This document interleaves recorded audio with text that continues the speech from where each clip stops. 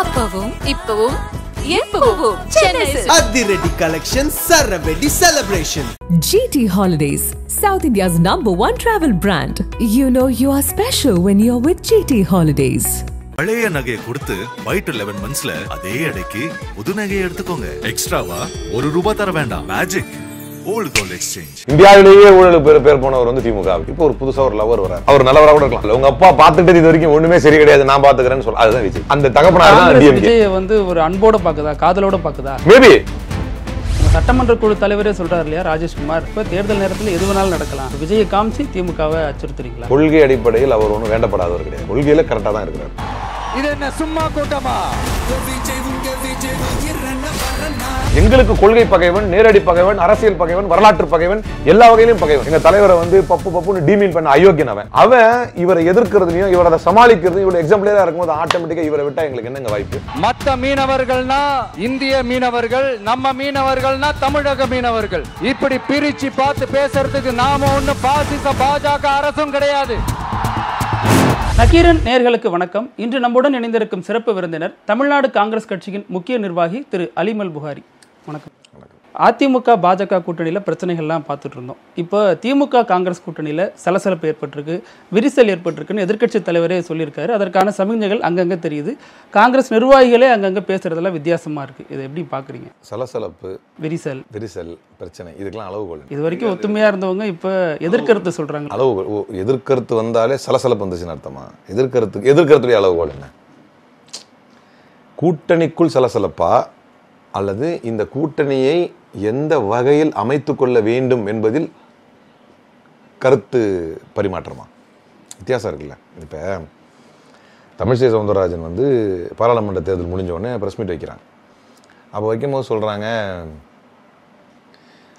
எங்கள் IT wing மேலே இயங்கக்கூடிய ஐடி விங் மேலே நடவடிக்கை எடுப்பேன், இதுக்கு தான் நீ கவர்னர் வேலையை விட்டு வந்தியான்னு எங்கள் ஐடி விங்கு என்னை கலாய்க்குது. நீ பார்க்கணும், அந்த வித்தியாசத்தை பார்க்கணும். எங்கள் ஐடி விங் என்னை கலாய்க்குது, நான் நடவடிக்கை எடுப்பேன். இது நீங்கள் டேரெக்டாக சொல்லுவீங்களா? பத்திரிகைக்காரங்க கேட்குறாங்க. நீங்கள் தான் அவர்கிட்ட கேட்கணும் அப்படின்னு இவங்க சொல்கிறாங்க. இதுக்கு பேர் தான் சலசலப்பு. கட்சிக்குள் பிரச்சனை, கட்சிக்குள் சலசலப்பு. இந்த தலைவரை நான் ஏற்றுக்க மாட்டேன், என்ன அவங்க அவமானப்படுத்துகிறாங்க, அவங்க என்ன அவமானப்படுத்துகிறாங்க. இதுக்கு பேர் தான் பூசல் பிரச்சனை, சலசலப்பு. KS அழகிரிக்கும் செல்வ பிறந்தகைக்கும் இடையிலானது மாதிரியா? என்ன மாதிரி? என்ன சலசலப்பு? என்ன இது சொல்லுங்க. இதை மாதிரி நான் சொன்ன மாதிரி உதாரணம். அவர் அந்த கூட்டணியோடு இணைந்து போனுங்கிறாரு. KS அழகிரி இந்த மாதிரி நாங்கள் அதிக தொகுதி கேட்போம், நாங்கள் ஒன்றும் சார் இல்லை, நான் சாரை புழிஞ்சிட்டு சக்கையாங்களை தூக்கி போடுறீங்க அப்படிங்கிறாரு. இந்த ரெண்டில் எங்கேயாவது கூட்டணி வெளியே போகணுன்னு இருக்கா? நான் சொல்றது, அதிமுகவோடு கூட்டணி இருக்க வேண்டும் என்று நாங்கள் நினைத்தோம், அதை விரும்பவில்லை அப்படின்னு தமிழிசை சொன்னாங்க. இது பிஜேபிக்கு. ஏன்னா நீங்கள் அந்த உதாரணங்கள் கேட்டீங்க, எந்த வகையில் அவங்கள நம்ம சொல்கிறோம் இங்கே எப்படின்னு.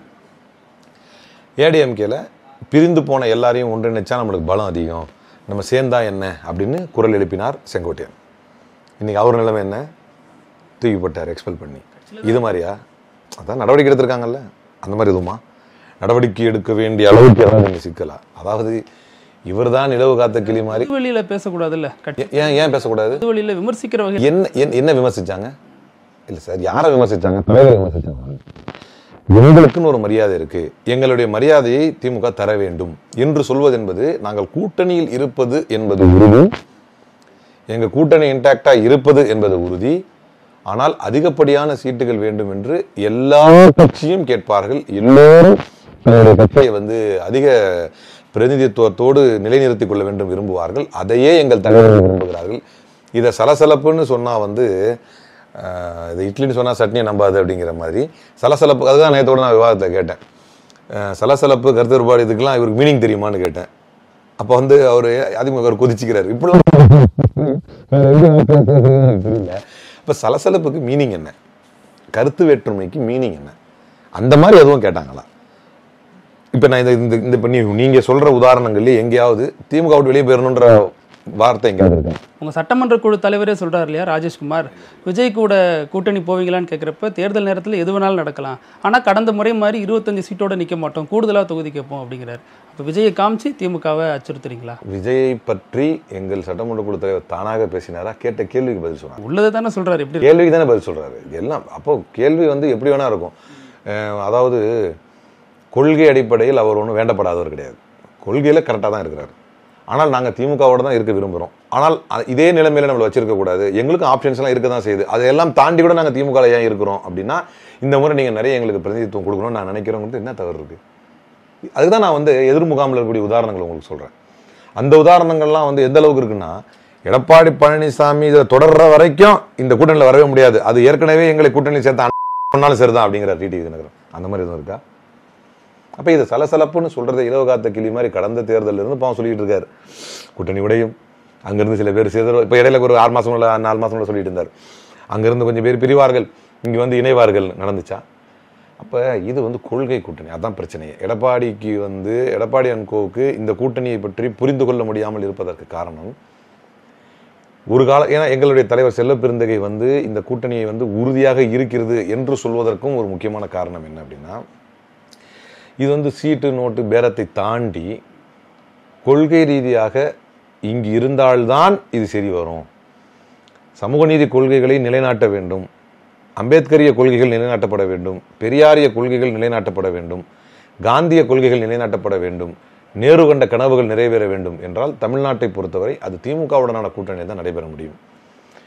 ஒரு கால் பாஜகவோடு கூட்டணி வைக்காமல் அதிமுக இருந்திருந்தால் கூட கதை வேற.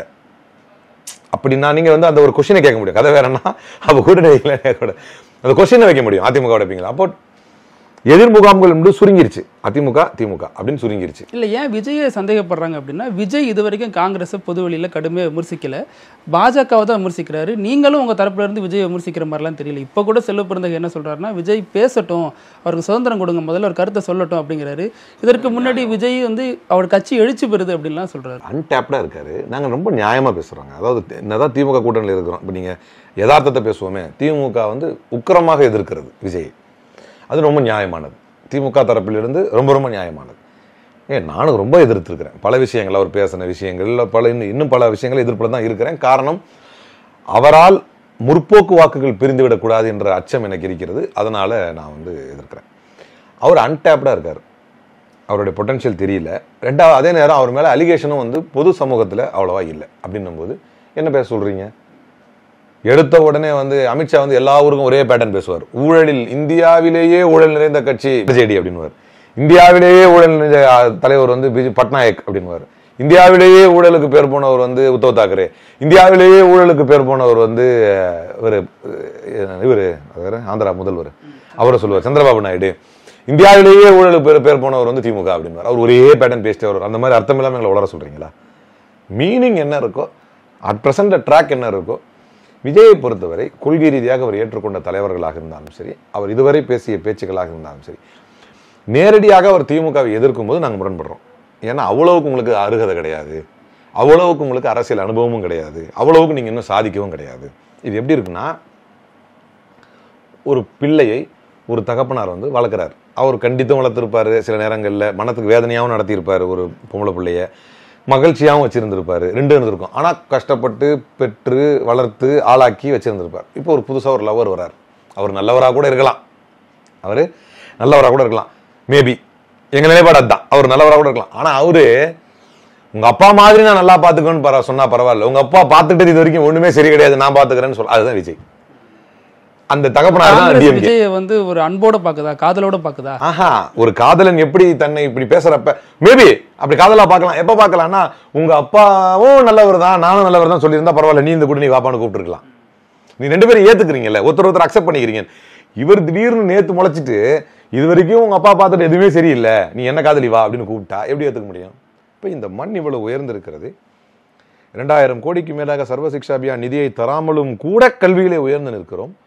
இவ்வளவு பொருளாதார நெருக்கடிகளை தந்து நமக்கு சேர வேண்டிய நிதிகளை கூட பட்ஜெட்டில் ஒதுக்காமல், நம்முடைய பெயரை கூட பட்ஜெட்டில் சொல்லாமல் நிர்மலா சீதாராமன் நமக்கு ஓரவஞ்சனை செய்த போது கூட பொருளாதாரத்தில் முதல் நிலையை அடைகிறோம், டபுள் டிஜிட் எக்கானமியை தாண்டி வர்றோம், ஒரு பெரிய அளவில் சாதனையை படைக்கிறோம். இத்தனைக்கும் எடப்பாடி விட்டு சென்ற நிலையிலிருந்து அடுத்தடுத்த கட்டங்களில் மேலே வருது. இப்படியெல்லாம் வெல் பெர்ஃபார்மிங் ஸ்டேட்டை இவ்வளவு சிரமத்தை அதை தாண்டி, இது வளர்ச்சி ஸ்டேட்டுடைய வளர்ச்சியை தாண்டி இந்தியாவில் இவரை போன்று யாரும் அழுத்தத்தை பெற்றதில்லை என்கின்ற அளவுக்கு, அது சோசியல் மீடியாவாக இருந்தாலும் சரி, நடக்காத விஷயத்தெல்லாம் பீகார் மக்கள் அடிச்சிட்டாங்கன்றான் திடீர்னு அப்படி ஒரு சம்பவமே நடக்கல. நடக்காத விஷயங்களை பொய் புரட்டுகளாக திரித்து சொல்வதாக இருந்தாலும் சரி, நடக்கின்ற விஷயங்களை நடக்காததை போன்று இந்த தமிழ்நாட்டை மட்டப்படுத்தி பேசுவதாக இருந்தாலும் சரி, இப்படி எல்லா நெருக்கடியும் உள்வாங்கி ஒருத்தர் அது யாரு அப்படின்னு பார்த்தா அவரை விட எங்களுக்கு பகை ஜாஸ்தி பிஜேபிக்கு. எங்களுக்கு கொள்கை பகைவன், நேரடி பகைவன், அரசியல் பகைவன், வரலாற்று பகைவன், எல்லா வகையிலும் பகைவன். எங்க தலைவரை வந்து பப்புன்னு டீமீன் பண்ண அயோக்கியன் அவன் இவரை எதிர்க்கிறதுலையும் இவரை சமாளிக்கிறதும் இவ்வளவு எக்ஸாம்பிளரா இருக்கும்போது ஆட்டோமேட்டிக்கா இவரை விட்டா எங்களுக்கு என்னங்க வாய்ப்பு? நாங்க அவர் எப்படி விட முடியும்? நாங்க அவரை விட்டுட்டு வேற எப்படி ஒரு ஆப்ஷன் எதிர்பார்ப்போம்? அதுக்காக நீங்க விஜய்ங்கிறவர் நியாயமா பேசுறோம். விஜய்ங்கிறவர் இப்போதைக்கு ஒன்றும் பெரிய சொல்றதுக்கு இல்லை. அவர் ஒரே விஷயத்துல அவர் எதிர்க்கிறோம். நீங்க திமுக எதிர்க்கிறது உங்களுக்கு தகுதி கிடையாது. திமுக ஒண்ணுமே செய்யல. அந்த பாயிண்ட்ல மட்டும்தான் விஜயோட நாங்க டிஃபர் ஆகிறோம். அங்க டிஃபர் ஆகும்போதே தெரிஞ்சிடும் நாங்க கூட்டணி வந்து திமுகவோட தான் உறுதியா இருக்கிறோம் தெரிஞ்சிடும். எடப்பாடியை காங்கிரஸ் இப்போ கடுமையாக அட்டாக் பண்ணுறதா நினைக்கிறீங்க? குறிப்பாக உங்கள் தலைவர் செல்வ பிறந்தகு உதாரணம்லாம் சொன்னார், அதை நான் சொல்ல விரும்பல. அப்படியெல்லாம் சொல்லி விமர்சிக்கிறாருன்னா அந்த அளவுக்கு என்ன கோபம்? சட்ட ரீதியாக எடப்பாடி பழனிசாமியின் மீது வழக்கு தொடுவதற்கான அனைத்து பணிகளையும் நான் வந்து மேற்கொண்டு இருக்கிறேன்.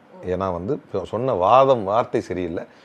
ஒரு 60 வயசு ஒரு சீனியர் சிட்டிசனு, கொஞ்சமாவது அறிவு புத்தி வேணும், கொஞ்சமாவது கூறு இருக்கணும், எப்படி பேசணும் ஒரு பொது வெளியிலன்னு. இல்லை நீ சொல்ல வந்த உதாரணத்தையாவது முழுமையாக தெளிவாக எதையாவது ஒன்று சொல்லணும். முதல்ல பிச்சைக்காரன் அப்படின்னு சொல்லி யாசகம் கேட்கும் சமூகத்தை இழிவுபடுத்துகிறார். முதல்ல பேசுறதுக்கு வார்த்தை பிரயோகங்கள் இருக்குல்ல. இவ்வளவு சூடு சொரணை உங்களுக்கு இருக்குதுன்னா உன்னை தற்குறின்னு சொன்ன கட்சியோட கூட்டணி வச்சிருக்கிறிய, அதெல்லாம் நம்ம கேட்கணும், கேட்டு போகலாம், விட்டுறலாம். அப்போ அவர் என்ன சொல்றாருன்னா, பல கொள்கைகள் நீங்க உண்மையிலே யோசிக்கணும். காங்கிரஸை பொறுத்தவரை எந்த அளவிற்கு தமிழ்நாட்டிலே எங்களுடைய தனி பெர்ஃபார்மன்ஸ் இருக்குதுன்னா, அது விஜயாக இருந்தாலும் எடப்பாடியாக இருந்தாலும் எங்களை விமர்சிக்காமல் மாறாக எங்கள் கூட்டணிக்குள் வர வேண்டும் என்றுதான் அவர்கள் விரும்பினார்கள். எப்படியாவது இங்கே முதல்ல சொல்லிட்டு இருந்தார், காங்கிரஸ் கூட்டணி வந்து கிளகி இங்கே வரும். ஏன் வரும்? தமிழ்நாட்டின் 3வது பெரிய கட்சி நாங்கள். பிரதிநிதித்துவ அடிப்படையிலும் ஓட் ஷேரிங்லையும் நாங்கள் தான். ஏன்னா இன்னும் சும்மா நான் பிஜேபி சொல்லுவாங்க தனிச்சிலும் நாங்கள் வாங்கின ஓட்டு, அவங்க தனிச்சலாம் நிற்கல. ஏன்னா அந்த ஃபால்ஸ் நெரேட்டிவ் நம்ம உடச்சே ஆகணும். அவங்க நின்னது ராதிகா சரத்குமார் தனியாக சரத்குமார் கட்சியிலேருந்து வந்து நின்றாங்க, ஜி.கே. வாசன் கூட்டணியில் இருந்தார், டிடிவி தினகரன் 2 சீட்டு வாங்கி நின்றாரு, ஓபிஎஸ் தனியாக நின்றாரு, ஜான் பாண்டி நின்றாரு. இதுலாம் ஒரு எல்லாம் அவங்கவுங்க எங்கெங்க இன்ஃப்ளூயன்ஸ் இதெல்லாம் வச்சுட்டு திரும்ப நாங்கள் தனிச்சு நின்று வாங்கின ஓட்டுங்கிறாங்க. ஸோ எனவே பாஜக வளர்ந்து விட்டது என்பது மிகப்பெரிய ஒரு பட்டவர்த்தனமான போய். ஓட் ஷேர்லையும் சரி, ஓட் பர்சன்டேஜ்லையும், ரெப்ரசன்டேஷன்லையும் தமிழ்நாட்டில் 3வது பெரிய கட்சி என்பது காங்கிரஸ். அந்த காங்கிரஸை நாளைக்கு விஜய் கூட எதிர்ப்பார். நீங்கள் வேணா பாருங்க, வெயிட் அண்ட் சீ. இப்போ நம்ம நக்கீரங்களை பேட்டி தரோம், நாளைக்கு நீங்களே கூட சொல்லுவீங்க, அல்லது அந்த நேரம் வரும்போது இதுலேருந்து ஒரு ஷார்ட் அவுட்டை கட் பண்ணி போடுங்க. நான் என்ன கொள்கை எதிரியாகவும் வச்சிடல, அரசியல் எதிரியாகவும் ஒரு வச்சிடல. அப்போ நட்பு சக்தியாக தானே பார்க்குறாரு. இல்லை நாளைக்கு வராது அப்படின்னு உறுதியாக தெரிஞ்சிடும்ல அவருக்கு. இப்போ அவர் இன்ன வரைக்கும் முயற்சி பண்ணிட்டு இப்போ இவருக்கு உறுதி எப்போ ஆயிடுச்சு, நான் கன்ஃபார்மாக எப்போ உறுதி ஆயிடுச்சுன்னா பிஜேபியோட போயிட்டோம், இனி காங்கிரஸுக்கு இங்கே வழி இல்லை, அதனால எங்களை விமர்சிக்க ஆரம்பிச்சிட்டார். அவர் என்ன விமர்சிச்சாருங்கிறது வர்றேன், விமர்சிக்க ஆரம்பிச்சிட்டார். தேர்தலுக்கு இன்னும் நேரம் இருக்குது அப்படிங்கிறதுனால மேபி விஜய்க்கு வந்து அந்த ஒரு இது இருக்கலாம். 4 ஓட் சீட் ஷேரிங்லாம் கன்ஃபார்ம் ஆகி வர பிறகு வந்து கண்டிப்பாக எங்களை விமர்சிப்பார், உறுதியாக விமர்சிப்பார். அதிகாரத்தில் பங்குன்னு ஒரு சொல்லி கதவை திறந்து வச்சுட்டு உட்காந்துருக்காரு ரொம்ப நாளா. அது வந்து யார் கூப்பிட்றான்னு ஒன்று இல்லை. நாளைக்கு நீங்கள் கட்சி ஆரம்பிச்சு காங்கிரஸ் பங்கு தரமாட்டா வந்துட முடியுமா? நான் தான் சொல்கிறேன், அவர் இன்னும் பல விஷயங்கள் சாதிக்க வேண்டியிருக்குது. செல்வாக்கு இருக்குல்ல சார், போராடலாம் கூட்டம் தரலுது. இதுக்கு நான் என்ன பதில் சொல்கிறது? கூட்டம் தரலுதுன்னா சீமானு கூட தான் கூட்டம் தரண்டுச்சு தமிழ்நாட்டில். என்ன பண்ணாரு? செல்வாக்கு கழிச்சியாக வராங்கல்ல. செல்வாக்கு இருக்கா சீமானுக்கு? செல்வாக்கு இருக்கா? அங்கீகாரம் பெற்றிருக்கு 8% வச்சு. சீமானுக்கு செல்வாக்கு இருக்கா? நீங்கள் செல்வாக்கு இருக்குங்கிறீங்கல்ல. இப்போ நாங்கள் உதாரணத்துக்கு சீமானோட கூட்டணி வைக்க முடியுமா? கூட்டணி வச்சா தேருமா? அவர் அவனை வைக்க மாட்டார். கொள்கை நான் வந்து ஒரு வாதத்துக்காக ஆர்குமெண்ட்டுக்காக கேட்குறேன். கூட்டம் கூடுவது வந்து உங்களை ரசிப்பாங்க, ரசிச்சுட்டு போயிடுவாங்க. ஓட்டு போடுவாங்களே, நாங்கள் தான் போட விடுவோமா? இப்போ முற்போக்கு ஓட்டுகளை அவர் பிரிப்பதாக இருந்தால் நாங்கள் சும்மா இருந்துருவோமா அமைதியாக? எல்லாத்தையும் பிரச்சாரம் பண்ணும். உங்களுக்கு பிடிச்சிருக்கலாம், அவர் நல்லவராக கூட இருக்கலாங்க ஒரு வாதத்துக்கு. அதாவது நல்லவர் மீனிங் அவர் எதிர்முகாமை சார்ந்தவராக இல்லாமல் இருக்கலாம், நடுநிலை பேணலாம். ஆனால் வந்து உங்களுக்கு ஒரு சாஃப்ட் டோன் இருக்குது விஜய் மேலே அப்படிங்கிறது தான் பார்க்க முடியுது. காங்கிரஸுக்கும் சரி உங்களுக்கும் சரி இருக்குது இல்லைங்க. அதாவது பாசிஸ்டுகளை மட்டும்தான் நம்ம வந்து வேரோடும் வேரடி மண்ணோட எதிர்க்க முடியும். விஜய் பாசிஸ்டா இது வரைக்கும் தெரியல. இப்போ கடந்த காலங்களில் நீ அதிமுக பிஜேபி கூட்டணி வைக்காம இருந்துச்சு கொஞ்ச நாள், அப்போ இதே மாதிரி தான் சாஃப்டா தான் அதை ஹேண்டில் பண்ணோம். நீ பிஜேபியோட போனாதான் அது. அதுக்கு அடுத்த கட்டம் என்ன அப்படின்னா, நீங்க வந்து எதுவரை உங்களுடைய அதாவது எப்படின்னா முந்தைய காலத்துல பாஜகவோட கூட்டணி வைக்காத திமுக அதிமுக மாதிரி இது. நாங்க அதிமுக கூட்டணியில் இருந்திருக்கிறோம். ஒரே காரணம் அவங்க பாஜகவோட கூட்டணி இல்லாமல் இருக்கணும், திமுகவோட கூட்டணி இருந்திருக்கணும். அப்போ எப்படின்னா அவங்க பாஜகவோட கூட்டணி இல்லாமல் இருந்திருக்கணும். இந்த நிலைப்பாட்டை தான் இப்போ விலைக்கு சொல்லிட்டு இருக்கிறேன். திமுக அவ்வளோ ஜென்யூன் பார்ட்டின்னு சொல்லிட முடியுமா? என்ன சொல்றாங்கன்னா, பிஜேபி பெரிய வாஷிங் மிஷின் சொல்லி கலாய்க்கிறீங்க, திமுகவும் சின்ன வாஷிங் மிஷின் தானே. செந்தில் பாலாஜி எதிர்கட்சியில் இருக்கிற வரைக்கும் முதல்வரே புகார் பட்டியல் வாசிச்சாரு. இப்போ செந்தில் பாலாஜி உள்ள வந்ததுக்கப்புறம் வாஷிங் மிஷினில் போட்டு செலவு பண்ணிட்டாங்க. அவரை செலவு பண்ணி என்ன ஆயிடுச்சு? அவர் குற்றம் இல்லாத ஆயிட்டாரா? வாஷிங் மிஷின் குற்றச்சாட்டே முதல்ல புரியாம பேசுறாங்க, அல்லது அது உள்வாங்கிட்டு நீங்க கேட்குறீங்க, நான் எடுத்துக்கலாம். வாஷிங் மிஷின்னா என்ன? சுவேந்து அதிகாரி இருந்தார், பிஜேபியில் ஜாயின் பண்ணார். அவருடைய குற்றச்சாட்டுகள் எல்லாம் இல்லாமல் போனது. இமந்தா பிஸ்வா சர்மா வந்தார், அவரை சேர்த்தாங்க, அவர் முதல்வர் ஆக்கினார்கள். அவருடைய Louis Berger water irrigation scam வந்து ஒன்றுமே இல்லாமல் போச்சு. நாராயண் ராணே பிஜேபியில் சேர்ந்தார், பல 1000 கோடி ஊழல் ஒன்றும் இல்லாமல் ஆச்சு. அஜித் பவார் பிஜேபியில் சேர்ந்தார். வாஷிங் மிஷின் தான் உங்களுக்கு கிளியர் ஆயிரணும். திமுகவில் செந்தில் பாலாஜி சேர்ந்தார், 1 வருஷம் ஜெயிலில் இருந்தார்.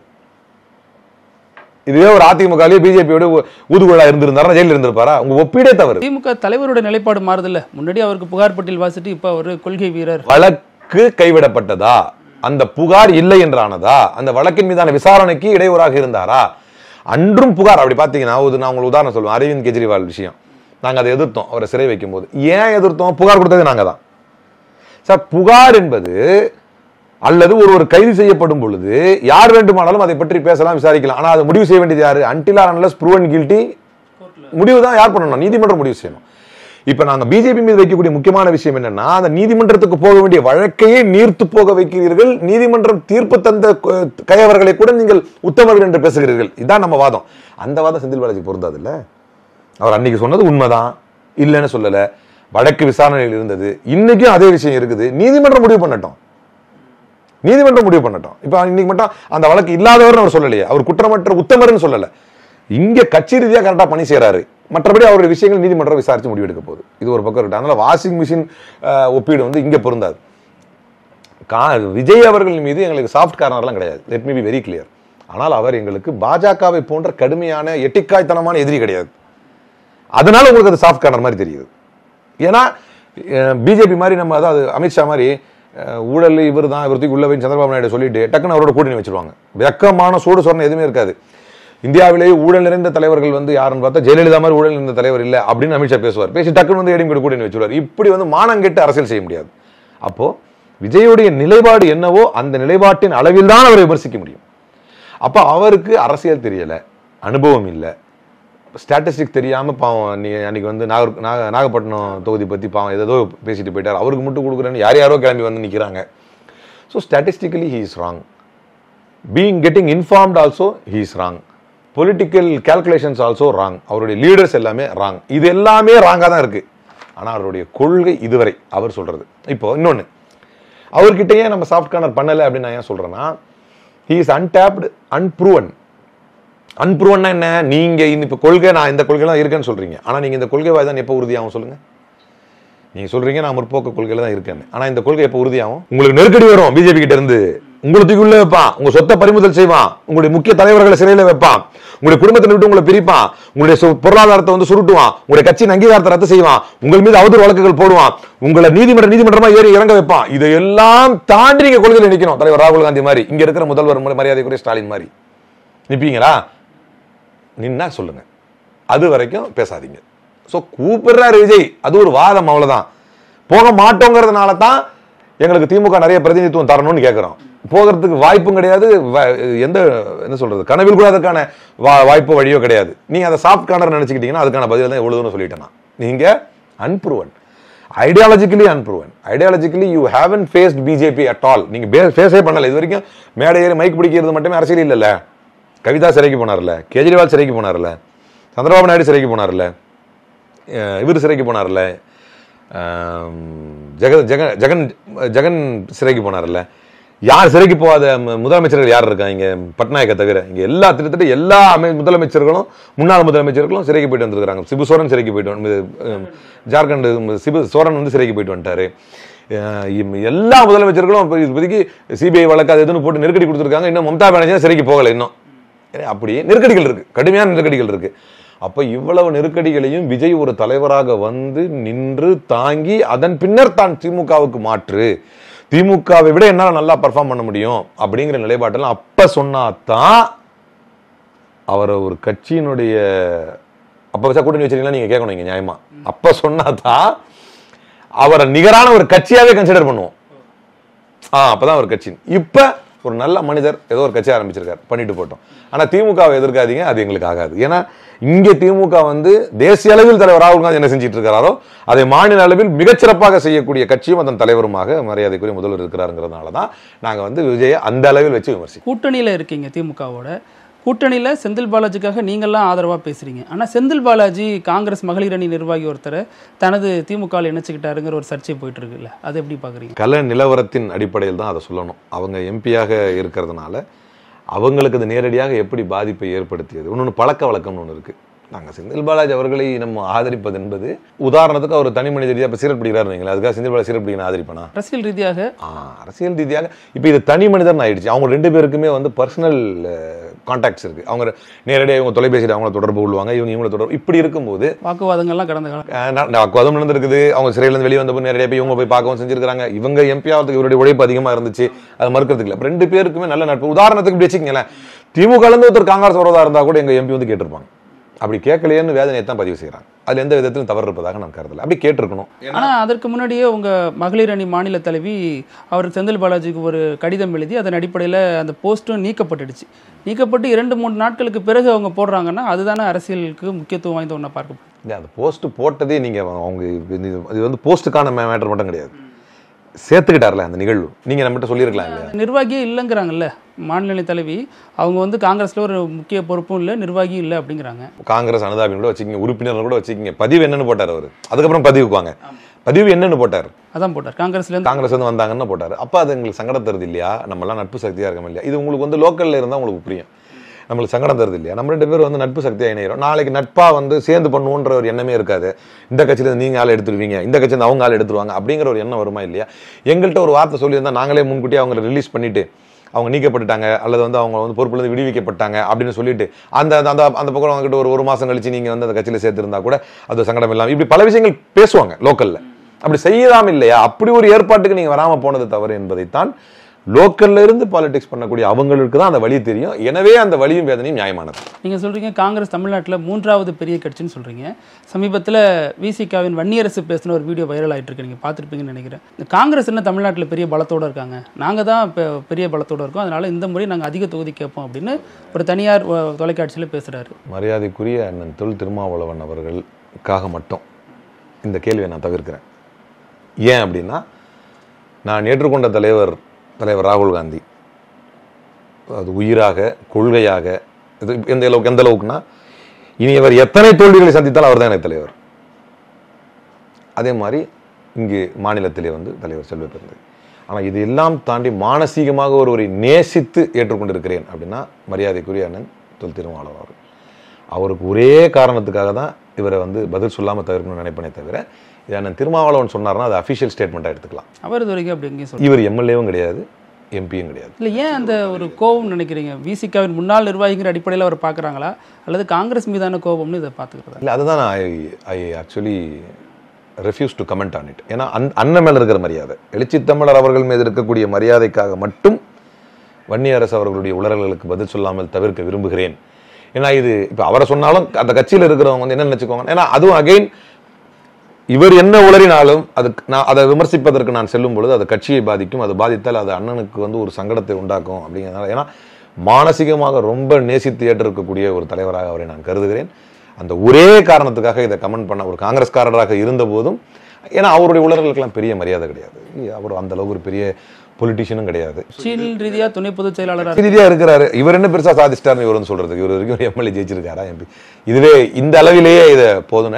பர்சனலாக அவர் கூட எனக்கு தெரியும். ஆனால் அவர் கட்சியை வந்து பேசுவதை வந்து வருங்காலங்களில் நிறுத்தி கொள்ள வேண்டும். இங்கே பாஜக வைத்திருக்கக்கூடிய the kind of threat that BJP is posing in Tamil Nadu is too high. Complete focus is on Tamil Nadu no. So in times of இந்த மாதிரி ஒரு டிசைட்டில் வந்து we should lock our hands together. இந்த மாதிரி வந்து பிரிவினை கருத்துகளுக்கு வந்து அவர் இடம் தரக்கூடாது என்று நான் கோரிக்கை வைப்பேன். இப்போ எடப்பாடி பழனிசாமியுடைய விமர்சனம், அந்த விமர்சித்த முறை வேணா தவறாக இருக்கலாம், ஆனால் காங்கிரஸ் தலைவர் பல கட்சிகளிலிருந்து வந்தார் தானே அப்படின்னு ஒரு கேள்வி கேட்குறேன். எந்தெந்த கட்சியிலேருந்து வந்தார்? ஆம்ஸ்ட்ராங் கட்சி, விசிக, இவைகள் அனைத்துமே தலித் ஆக்டிவிசம் பேசக்கூடிய அமைப்புகள்லேருந்து வந்தார். அவர் ஒரு முறையாக ஒரு தேசிய கட்சியில் இணைய வேண்டும் என்று நினைத்த போது காங்கிரஸ் இணைந்தார். கட்சின்னு பார்த்தீங்கன்னா தேசிய அளவில், அதுக்காக நீங்கள் விசிகா கட்சி இல்லையா அப்படி வந்து ஒரு சிண்டு முடிஞ்சு ஒரு கொஸ்டினை கேட்டக்கூடாது. நான் சொல்றது வந்து என்னன்னா, ஸ்டேட்டில் தலித் ஆக்டிவிசமாக பார்க்குற அந்த மாதிரி அமைப்புகளில் இருந்திருக்கார். போய் மூர்த்தியார் அவர்களோட தொடர்பில் இருந்திருக்கிறார், பயணத்தில் இருந்திருக்கிறார். மரியாதைக்குரிய மறைந்த அண்ணன் ஆம்ஸ்ட்ராங்கோடு பயணத்தில் இருந்திருக்கிறார், விசிகாவில் இருந்திருக்கிறார். தேசிய அளவில் ஒரு கட்சி ஒரு பண்ணணும் போது அவர் கட்சி பயணித்த முதல் கட்சியே வந்து காங்கிரஸ் தான். இருக்கட்டும், ஒரு ஆர்கியூமெண்ட் செக்கு வச்சுக்கிறேன். சொந்த கட்சியிலேயே பல பேருடைய காலை வாரி துரோகி என்ற பட்டத்தோடு கண்ணுக்கு நேராக பார்த்தோம். காலில் விழுந்த நீ எல்லாம் பேசலாம், அவங்களுக்கு அடிப்படை அருகதை தகுதி இருக்கா? காலில் விழுந்த காலவாரி விட்டேன். நான் தான் நேற்று ஒரு ஐஏஎன்எஸ்க்கு இன்டர்வியூ தரும்போது சொன்னேன், லிட்டரலி எடப்பாடி கிக்டு சசிகலா அப்படின்னு. அதையாவது செஞ்சிருக்கலாம், அதை விட மோசம். வயசுல மூத்தவங்க காலில் விழுந்து என்ன தப்புன்னா பின்னாடி கேட்டார்ல, எதுக்காக விழுந்தான்னு இருக்குல்ல. நான் காலில் விழுந்தது தப்புன்னு ஒரு அதை கொள்கை ரீதியாக எதிர்ப்பவன் என்கின்ற அடிப்படையில் மட்டும் அதை நான் சொல்லலை. அது தப்புன்னா கொள்கை ரீதியாவே தப்பு. நான் யாருக்காலையும் விழ மாட்டேன், கொள்கை ரீதியா வேற. பட் அரசியல் எல்லாருக்காலையும் விழுறாங்க, அதை தப்புன்னு சொல்லல. எதுக்காக விழுந்த? பதவி தரேன்னு சொன்னாங்க, அந்த சந்தோஷத்தின் வெளிப்பாடு. அப்ப யார் தந்தா பதவி? சசிகலா. அப்புறம் எப்படி நானா ஏறி வந்தேன்னு சொன்னாரு? துரோகி தானே நீங்க. உங்களுக்கு அருகதை இருக்கா? பல கட்சிகள் இந்த கட்சி பிடிக்கலன்னு வேற கட்சி போறது எந்த விதத்திலும் தவறில்லை சார். பதவி தந்தாலுமே அன்னைக்கு இவர் தானே முக்கிய ஐக்கானா இருந்தாரு, அதனால தானே கொடுத்தாங்க. அத்தனை எம்எல்ஏவோட ஆதரவு, மரியாதையின் வெளிப்பாடு. அப்புறம் எப்படி நானாம வளர்ந்து வந்தேன்? நீங்க சசிகலா வந்து அப்படியே சசிகலா நீக்குனீங்க. சரி, அதெல்லாம் விட்டுருங்க. நீங்க தான் வளர்ந்து வந்தீங்க, உங்களுக்கு எல்லா தகுதி இருந்துச்சு. அப்படியே சசிகலா நீக்குனீங்க. ஏன் நீக்குனீங்க? கட்சிக்கு எதிராக இருக்காங்க அப்படின்னு. அப்ப உங்களுக்கு அப்ப நீங்க ஆட்டோமேட்டிக்கா உங்களை வளர்த்து விட்டவங்களே நீங்க நீக்குனீங்கல்ல. இவர் டிடிவி ஏன் நீக்குனீங்க? அவர் தனி கட்சி போயிட்டாரு. எல்லாத்துக்கும் ஒரு காரணம் சொல்லுவீங்க. உங்களுக்கு தகுதி இருக்காங்க. அப்ப உங்களுக்கு ஒருத்தர் உங்க கட்சிக்குள்ளேயே நீக்கிறதுக்கு காரணம் இருக்கும். ஒருவர் நியாயமாக முறையாக ஒரு கட்சியிலிருந்து இன்னொரு கட்சி போவது என்பது ஜனநாயகம். இதை குறையே சொல்ல முடியாது. நீங்க பேசினதை வந்து காலம் இருக்கும் வரை துரோகம் என்கின்ற வார்த்தைக்கு அகராதியில் அர்த்தம் தேடினா எடப்பாடி பேர் தான் இருக்கும். மறக்க முடியாது, மறுக்க முடியாது யாருமே. துரோகம் அப்படின்னு ஒரு வார்த்தை இருந்துச்சுன்னா it is equal to Edappadi அப்படின்னு இருக்கும். ஏன்னா ஒத்த கட்சிக்குள்ளே இத்தனை பேரை கருவறுத்துட்டு வந்திருக்கிற ஓபிஎஸ் 2 பேர் சேர்ந்து தான் சிஎம் டு டெபுட்டி சிஎம் இருந்தீங்க. எதுக்கு ஓபிஎஸ் கழட்டி விட்டீங்க? அகைன் அதே மாதிரி தான் சொல்லுவீங்களா கட்சிக்கு எதிராக இருந்தாருன்னு. அப்புறம் ஓபிஎஸ் நீக்குவீங்க, சசிகலாவை தூக்குவீங்க, டிடி விஜயநகரனை தாக்குவீங்க, செங்கோட்டையனை தூக்குவீங்க, எல்லாத்தையும் பண்ணிடுவீங்க. ஆனா நீங்க மட்டும் ஒற்றை தலைவராக. அப்போ அந்த கட்சிக்கே மிகப்பெரிய துரோகி யார் என்றால் இனி சரி அதெல்லாம் விட்டுருங்க. ஜெயக்குமார் என்னங்க சொன்னாரு? சிறுபான்மை வாக்குகளை எடுத்துட்டேன், அதை மட்டுமா சொன்னாரு? ஏன் மற்றதெல்லாம் விட்டுறீங்க? பிஜேபிங்க வந்து ஒரு வேஸ்ட் லக்கேஜுங்க. எக்ஸ்ட்ரா நான் ஒரு வார்த்தை சொன்னா சொல்லுங்க. பிஜேபிங்க ஒரு வேஸ்ட் லக்கேஜுங்க. இவங்களை சுமந்ததுனால தாங்க நான் தோத்தேன். நான்லாம் தோக்குறவனாங்க, முடிசூடா மன்னனா இருந்தாங்க எல்லாம் சொன்னார்ல. அப்ப ஒரு முன்னாள் அமைச்சர் சொன்னார், அவர் கருத்துக்கு எதிராக இருந்தாலும் பரவாயில்ல, நான் வந்து இது பிஜேபியோட கூட்டணி பண்ணி ஏன் வச்சேன் அப்படின்னா உன் சுயநலம். அப்ப நீ அங்கிருந்து இங்கிருந்து தம்பி இவர் போறாரு, செங்கோட்டையன் போறாரு, அடுத்து பிஜேபியோட ஆளா மாறி கட்சியை பிடிங்க செங்கோட்டையன் கொடுத்துருவாங்க. உங்களுக்கும் தெரியும், எனக்கும் தெரியும். செங்கோட்டையன் கட்சி பிரிஞ்சு கொடுத்துருவாங்க. அதனால பரவாயில்ல, பிஜேபியோட கூட்டணி வைக்கலாம். பிஜேபி உங்களை அழிக்கும் என்று தெரியும், உங்கள் தோல்விக்கு பிஜேபி காரணமாக இருக்கும் என்று தெரியும். wherever it goes in regional parties, in regional states like Tamil Nadu, Andhra and the Dravidian states, wherever they go, they'll have an alliance with established party and they'll try to emerge from the established party. அதுங்க தான் வந்து proven fact. Established பார்ட்டியோட கூட்டணி வச்சு அவங்க emerging பார்ட்டியா வருவாங்கன்னு எல்லாருக்குமே தெரியும். இப்படி வச்ச அதிமுக அழியும்னு தெரிஞ்சு பாஜகவோட கூட்டணி வச்சல. அப்ப நீ தான் பதில் சொல்லணுமே தவிர எனக்கு இந்த கட்சி பிடிக்கலன்னு ஒரு வாதத்துக்கு வேற கட்சிக்கு மாறணும். அப்படி காப்பாற்றி கொடுத்ததே பாஜக தான்ங்கிறாருல. அப்ப அவங்களுக்கு விசுவாசம் எல்லாமே யாருக்கு இருப்பாரு? காப்பாற்றி கொடுத்ததா? அப்படி ஒரு ஆட்சி தமிழ்நாட்டில் ஸ்டெர்லைட் துப்பாக்கி சூட்டுக்கு காரணமாக இருந்தீர்கள், நீட் கொலைகளுக்கு காரணமாக இருந்தீர்கள். அந்த 4 ஆண்டு ஆட்சிகள் எப்படா இது முடியும்? எங்க பாஜகவை தமிழ்நாடே ஏத்துக்க மாட்டேங்குது. ஸ்டெர்லைட் நீட் இப்ப திமுக வந்து இதுல என்ன மாற்றம் கொண்டு வந்துருச்சு? ரெண்டுத்திலயும் மூடப்பட்ட ஸ்டெர்லைட் திறக்கப்பட்டு விட்டதா? இல்ல அந்த அதிகாரிகள் மீது என்ன நடவடிக்கை? இன்னமும் அந்த கேள்வி தொக்கி நிக்குது இல்ல. மூடப்பட்டது மெயின் நடவடிக்கை என்பது கமிஷன் அறிக்கை வாங்கப்பட்டிருக்கிறது. அதன் அடிப்படையில் நடவடிக்கை எடுக்கணும். நியாயமா பார்த்தா அந்த நடவடிக்கை அவர் எடுத்துக்கணும். நீங்க இந்த கொஸ்டின் திமுக வைக்கிறதுக்கு பதில் அங்க வச்சிருக்கணும். அதை மூடுவதற்கு பாடுபட்டதுதான் திமுக. அப்படி வச்சுங்க ஒரு பக்கம். இன்னொரு வந்து நீட்டை பொறுத்த வரைக்கும் நான் ஏற்கனவே பலமுறை பதில் சொல்லியிருக்கேன். நீட் என்பது நல்லது, இதை நீங்க பிரச்சனை பண்ணாதீங்க என்று சொன்னவரை விட்டுவிட்டோம். இதற்கு எதிராக எப்படியெல்லாம் களமாட முடியுமோ இன் ஆல் பாசிபிள் வேஸ் சட்டமன்றத்தை தீர்மானம் நிறைவேற்றி அனுப்புனா கூட கவர்னர் கன்சென்ட் கொடுக்க மாட்டேங்கிறார், அசென்ட் கொடுக்க மாட்டேங்கிறார். அப்ப இது யாருடைய பிரச்சனை? இல்ல சார், அது நம்பிக்கை ஏற்படுத்தினாங்கல்ல, எங்களுக்கு இந்த ரகசியம் தெரியும் எப்படி நிக்கிறது. அப்ப இந்த கேள்வி வருது. சரி, சொல்ற எல்லாத்தையும் எல்லாரையும் நடத்திட முடியாது. இந்த யதார்த்தத்தை புரிஞ்சுட்டு பேசினா இல்ல ஒத்துக்கிறேன், இல்லைன்னா நான் என் வாதம் தப்புன்னு நான் அக்செப்ட் பண்ணிக்கிறேன். இல்ல எல்லாத்தையும் புறக்கணிச்சிட முடியாது. அதே நேரம் இது ஒரு பிரதான பிரச்சனை இல்ல தமிழ்நாடு. பிரதான பிரச்சனை. அதற்கான முயற்சி எடுத்தார்கள் இல்லையா? ரொம்ப சிம்பிள். ஆமா, அது எடுத்தாங்க. நீ அது சரின்னு வாதிடுற நீ எங்க? அது தவறுதான், கேடுதான், அது என்னாலான இயன்ற எல்லா வகையிலும் முயற்சி எடுத்து பண்ணியும் கூட ஒருத்தர் எதிரியா ஒருத்தர் டஃப் பண்ணிட்டு இருக்கான், நீ அவனோட கூட்டணி வச்சுட்டு இருக்க. அகைன் திமுக பத்தி கேள்வி கேட்கிற, என்னங்க நயவஞ்சகத்தனை இது? இது நடக்க விடாம ஒருத்தர் டஃப் பண்ணி அழுத்துறான். நீட் இருக்கும் இருக்குன்னு ஒருத்தர் அழுத்திட்டு இருக்கிறான். வேணா வேணான்னு இவங்க அழுத்திட்டு இருக்கிறாங்க. நம்ம இப்படி வேணா வேணான்னு அழுத்ததான் இவன் ஒரு ரகசியம் இருக்குன்னு சொன்னால அதை இவனை நிறைவேற்ற முடியல பாருன்னு மக்களை இவனை அமலப்படுத்த முடியும். அப்படி நீங்க அழுத்திக்கிட்டே நீங்க பாருன்னா எப்படி? நீங்க தான் அழுத்துறீங்க. ஏன்னா இப்ப நீங்க அழுத்தாம விட்டீங்கன்னா நடந்துருமா இல்லையா? நீங்க ஒத்துக்கிட்டீங்கன்னா நடந்துரும். அப்படி நடந்துச்சுன்னா என்ன ஆயிடும்? திமுக பேர் ஆயிடும். அப்படி நடக்க கூட அழுத்துறது யார் அப்போ? அப்ப இதையும் அழுத்திக்கிட்டு அங்க பாரு அவன் சொன்னால நீக்கிடுவேன் முடிஞ்சா அவனால அப்படின்னு சொல்றதை விட ஒரு நயவஞ்சகத்தை இருக்க முடியுமா?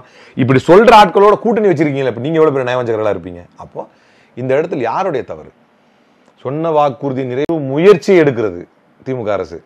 அதை நிறைவேற்ற முடியாமல் தடுக்க பார்க்கின்ற அல்லது தடுத்து கொண்டிருக்கின்ற, உறுதியாக தடுக்கின்ற பாஜகவோட கூட்டணி வைத்து அவர்களுக்கு வலு சேர்க்கிறது அதிமுக. அப்படின்னும் போது இந்த எடப்பாடி பழனிசாமிக்கு தன் கட்சிக்குள்ளேயே துரோகம் என்கின்ற முழு காப்பிரைட்ஸை வாங்கி வைத்திருக்கக்கூடிய எடப்பாடி பழனிசாமிக்கு, தன் கட்சிக்குள்ளேயே பல பேரை கருவுறுத்த எடப்பாடி பழனிசாமிக்கு, தன் கட்சிக்குள்ளேயே பல பேருடைய காலை வாரிவிட்ட எடப்பாடி பழனிசாமிக்கு கட்சி பொறுப்பேற்று 2 ஆண்டுகளில் 5000 கோடி மதிப்புள்ள சொத்துக்களை, கட்சியினுடைய சொத்துக்களை மீட்டு அதற்கென்று குழுக்களை அமைத்து 80% கிராம கமிட்டி கூட்டங்களை போட்டு முடித்து ஓட்சோரியை பற்றி விழிப்புணர்வே அதை பற்றி பெரிய பேச்சே இங்கே தமிழ்நாட்டில் இல்லாத போது பெரும் பெரும் கட்சிகள் எல்லாமே திரும்பி பார்த்து தமிழகமே திரும்பி பார்க்கக்கூடிய அளவுக்கு மிகப்பெரிய மாநாடை நடத்தி கட்சிக்காக அனுதினமும் 2 மணி நேரம் 3 மணி நேரம் மட்டுமே தூங்கி உழைக்கக்கூடிய அந்த இடத்துல யார் இருந்தாலும் உழைக்கிறாங்க கட்சிக்கு. கே.எஸ். அழகிரியும் உழைத்தார், எல்லோரும் உழைத்து தான் இந்த கட்சி வந்திருக்கு இவ்வளவு தூரம். அப்ப இவ்வளவு தூரம் உழைக்கக்கூடிய ஒரு தலைவரை பற்றி பேசுவதற்கு எல்லளவும் நுனியளவும் அருகதையற்றவர் எடப்பாடி பழனிசாமி. ரொம்ப நன்றி. கட்சி ரீதியாகவும் கூட்டணி ரீதியாகவும் நிறைய நெருக்கடியான கேள்விகள்லாம் முன்வைக்கப்பட்ட போது நிதானமாகவும் ஆழமாகவும் கருத்து சொன்னீங்க. நேரத்துக்கு கருத்து. நக்கீரன் டிவிக்கு சப்ஸ்கிரைப் செய்யுங்கள். உங்கள் ஆதரவே எங்கள் பலம். ஆசிரியர்களுக்கு நண்பனாகவும் மாணவர்களுக்கு ஆசானாகவும் திகழும் தேர்வு வழிகாட்டி. ஒவ்வொரு பாடத்திற்கும் அனுபவமிக்க ஆசிரியர்களின் துல்லியமான தெளிவான விடைகள். CNC இருக்கு, தேர்வு பயம் எதற்கு? இது தீரன் பப்ளிஷிங் ஹவுஸ் விற்பனை வெளியீடு.